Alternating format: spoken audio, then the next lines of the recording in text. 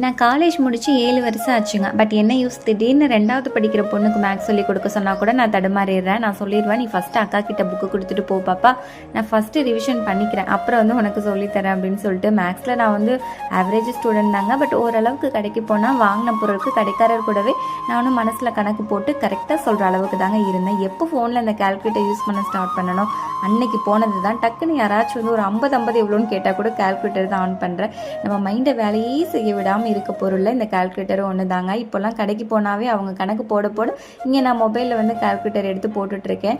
30 வயசு கூட இன்னும் டச் ஆகலை. உடம்புல தான் அவ்வளோ பிரச்சனை அப்படின்னு பார்த்தா கொஞ்சம் நெஞ்சம் தெரிஞ்சு இந்த கணக்கும் இப்போ வர மாட்டேங்குது.